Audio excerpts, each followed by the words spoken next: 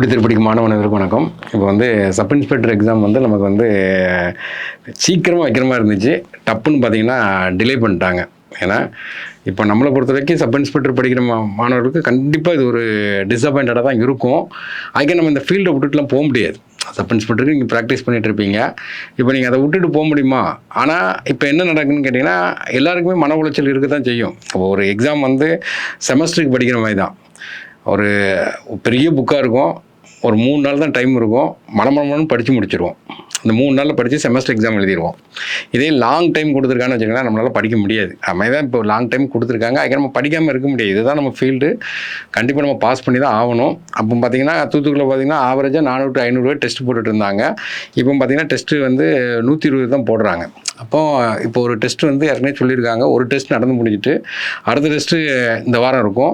வாரத்துக்கு ஒரு டெஸ்ட் தான். கண்டிப்பாக இந்த ஃபீல்டை பொறுத்த வரைக்கும் நீங்கள் கன்சிஸ்டன்சி இருக்கணும். தான் ஏன்னா கண்டிப்பாக நீங்கள் இருந்தால் தான் நமக்கு வெற்றி வரும். அப்போ நீங்கள் இதில் நவுண்டுட்டு திரும்ப ஏதோ ஒரு இன்ஃபர்மேஷன் வந்த பிறகு படிக்கணும்னா நம்மளால் பாசிபிலிட்டி கம்மியாயிரும்.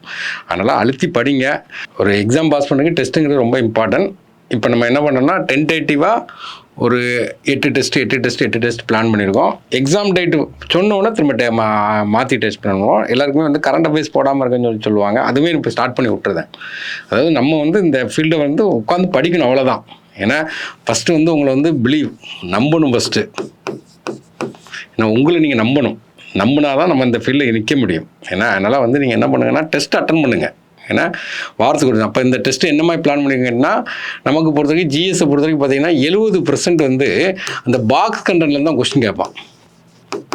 ஒரு 60-70% பாக்ஸ் கண்டென்ட்லேருந்து கேட்பான். 6லேருந்து 12 வரை பாக்ஸ் கண்டென்ட் வச்சு ஒரு 8 டெஸ்ட் பிளான் பண்ணியிருக்கோம். அது முடிஞ்ச உடனே புக் பேக்கை வச்சு ஒரு 8 டெஸ்ட் பிளான் பண்ணுறோம். அதுக்கப்புறம் நம்ம என்ன பிளான் பண்ணுறோம் கேட்டிங்கன்னா, புக்குக்குள்ளே உள்ளேயே பார்த்தீங்கன்னா கலர் மாற்றி கொடுத்துருப்பாங்க, போல்டாக கொடுத்துருப்பாங்க. அதை வச்சு ஒரு 8 டெஸ்ட் பிளான் பண்ணுறோம். இதுதான் அந்த எஸ்ஐக்குள்ள பேட்டர்ன். ஏன்னா அப்போது தமிழுக்கு ஒரு 10 கொஷின் உள்ளே கொண்டு வரோம். அதே பேட்டர்னில் இங்கிலீஷ்க்கு ஒரு 10 கொஷின், சைக்காலஜிக்கு ஒரு 40 கொஷின் கொண்டு வரோம். இந்த டெஸ்ட்டை தான் நம்ம போட்டிருக்கோம். முதல் டெஸ்ட் உங்களுக்கு வச்சுட்டாங்க. முதல் டெஸ்ட் எவ்ரி சண்டே டெஸ்ட்டு. அதில் முதல் டெஸ்ட்டு இந்த வாரம் டெஸ்ட்டுக்கு வந்துடுங்க. முதல் டெஸ்ட்டு பிளான் படி என்ன பண்ணியிருந்தேன் கேட்டிங்கன்னா 6லேருந்து 12 வரை பாக்ஸ் கண்டென்ட்டு பாலிட்டியில் 80 கொஷின்ஸ். அப்போ நம்ம கொஞ்சம் லிமிட்டட் சிலபஸ்ஸு சென்டர் எடுத்துடணும். ஏன்னா பாக்ஸ் கண்டென்ட் கம்மியானதான். மனமனமும் படித்து ஒரு சென்டர் கேர்லெஸ் மிஸ்டேக் வராத மாதிரி நம்ம ஒரு சென்டர் எடுத்துடணும்.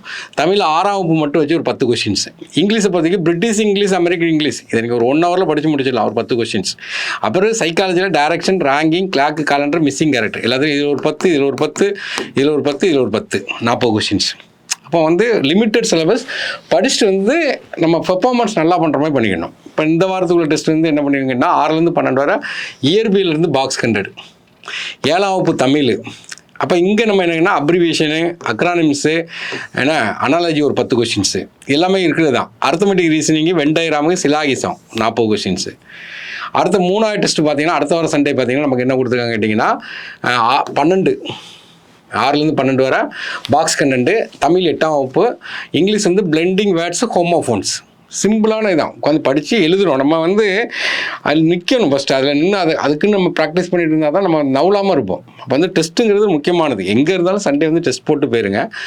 அப்போ பசில்ஸு, பிளட் ரிலேஷன் 40 கொஷின். 4ஆவது டெஸ்ட்டு பார்த்தீங்கன்னா கெமிஸ்ட்ரி, ஒரு ஆர்ட்ஸு, ஒரு சயின்ஸு 6லேருந்து 12 வரை 80 கொஷின். அடுத்தது பார்த்தா 6 to 8 ஒரு 10 வரை ரிவிஷன் ஒரு 10 question. Question tag, if clause condition ஒரு 10 questions. Number series, simplification, ratio proportion 40 questions. அடுத்து 5ஆவது டெஸ்ட் பார்த்தீங்கன்னா ஜாகிரபி 6லேருந்து 12 வரை 80 கொஷின்ஸு. 9ஆம் வகுப்பு தமிழ் 10 கொஷின்னு. அப்புறம் subject verb agreement, verb agreement மட்டும் 10 question. Profit and loss, percentage average நமக்கு எத்தனை 40 கொஷின்ஸ். நெக்ஸ்ட்டு 6ஆவது டெஸ்ட் பொறுத்த வரைக்கும் சயின்ஸு, பயாலஜி 6லேருந்து 12 வரை 80 கொஷின்ஸு. 10ஆம் வகுப்பு Tamil 10 question. Tenses, article 10 questions. Simple interest, compound interest நமக்கு எத்தனை 40 கொஷின். அதுலேயே எல்லா கணக்கும் கவர் ஆயிரும். சிம்பிள் இன்ட்ரெஸ்ட்டில் ஒரு 20 கொஷின், காம்பவுண்ட் இன்ட்ரெஸ்ட் அந்த டாபிக் ரிவிஷன் விட்ட மாதிரி இருக்கும். டெஸ்ட் போடுறோம் உடனே ஆஃப்லைனில் கரெக்ஷன் கொடுக்கும்போது ரிவிஷன் விட்ட மாதிரி இருக்கும். அப்புறம் எக்கனாமிக்ஸு 6லேருந்து 12 வரை 80 கொஷின்ஸு. 9ஆம் 10ஆம் வகுப்பு 10 questions. Sentence pattern 10 questions. Time and work, time and interest நமக்கு 40 கொஷின். இப்போ லாஸ்ட் 8ஆவது டெஸ்ட்டு என்ன என்விரான்மெண்ட் சயின்ஸு, இது முக்கியமானது 80 கொஷின்ஸு. கம்ப்ளீட்டாக முழு தேர்வு 6லேருந்து 10 வரை. அப்புறம் simple interest simple complex compound complex 10 questions, 2D 3D 40 questions. இது ஒரு 8 பிளான் பண்ணியிருக்கோம். அடுத்தப்பல புக் பேக் மட்டும் வச்சுருக்கோம். இதேமாதிரி ஆல்ட்ரேஷன் பண்ணுறோம். இந்த டெஸ்ட்டை போடுறோம், ஒரு எரர் நோட்டு போட்டு வச்சுக்கிறோம். எரர் நோட்டில் நமக்கு என்னெல்லாம் எரர் வந்திருக்கோ அந்த ஏரியா மட்டும் நம்ம நோட் பண்ணிவிட்டு இதை ஃபைல் பண்ணி வச்சுட்டு பரீட்சைக்கு போகும்போது இதையே நம்ம ரிவிஷன் பண்ணிட்டு போனால் நல்லாயிருக்கும். அதாவது இந்த இடத்துல என்ன கேட்டிங்கன்னா ப்ரிப்பேர் பண்ணிகிட்டே இருக்கணும், விட்டுறக்கூடாது. என்ன இருந்தாலும் நம்ம ஒரு ஆக்டிவான டீமோடு உட்காந்து ப்ரிப்பேர் பண்ணிகிட்டே இருக்கணும், விட்றாதீங்க. ஃபஸ்ட்டு எழுதுங்க, பரிச்சு எழுதுங்க.